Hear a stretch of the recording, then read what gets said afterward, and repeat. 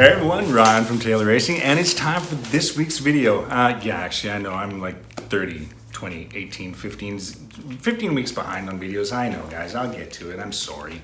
But this question, this week's video kind of goes in with the last video, and we're still kind of debating. We're up in the air about a bunch of stuff. What do we do for 2023?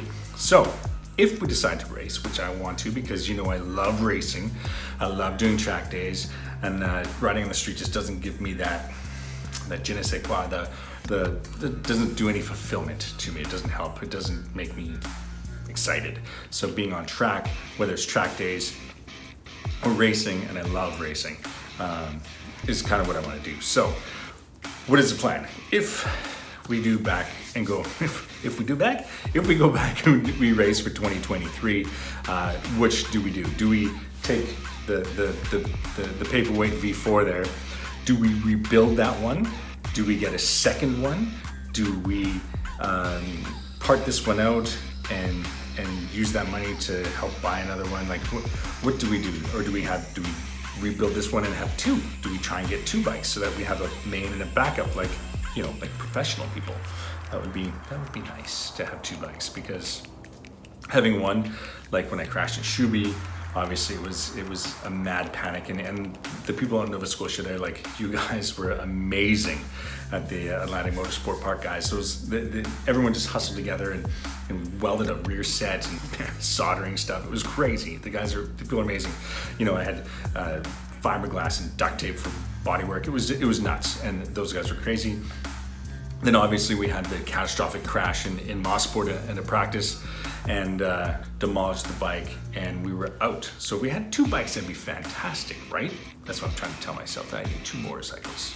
But anyways, I digress. So what do? Do we rebuild this one? Do we part it out? Do we buy a second bike and then make an A and a B bike and then kind of go from there?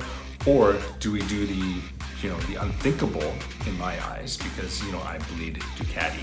Do we go with a different brand? Do we jump on something else? Obviously,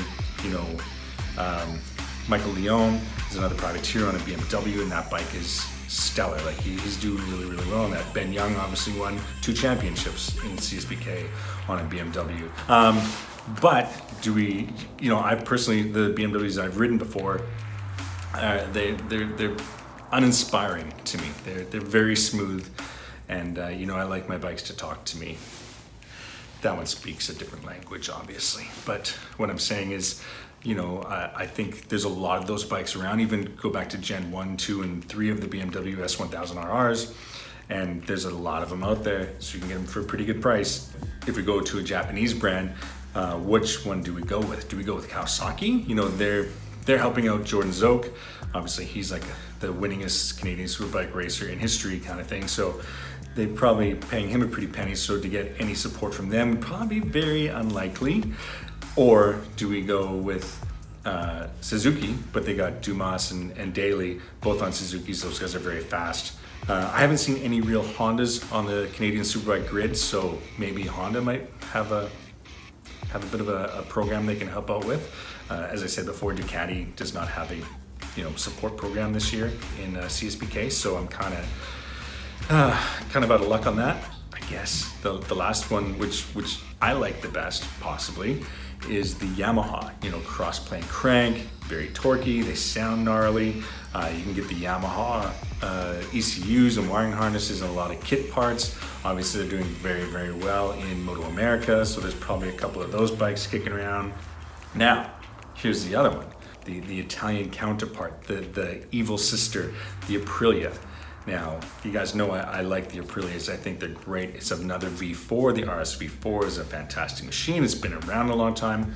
You can get some of the older generation ones.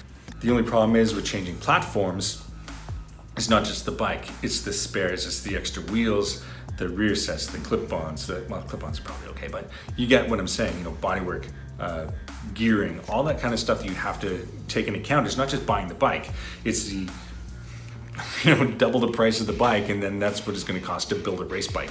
What are the motors like? I don't know. Do you have to rebuild the motors a lot? Is there some special tuning? Is there ability to get tuning? I have no idea. So These are issues that I'm having with changing platforms, not with just Aprilia, but like Suzuki, Yamaha, Kawasaki, BMW, whatever, whoever it is, if I leave the Ducati brand. But racing is expensive. There's no support from Ducati this year. What do we do, right? So do we race? And if we do race, do we stick with Ducati? Do we go to a different brand? You know, guys, I need your help. Leave some comments below. Let me know what you guys are thinking. And of course, do not forget to like, share, and subscribe to the channel, please. All right, we'll see you here next week. Cheers, everyone.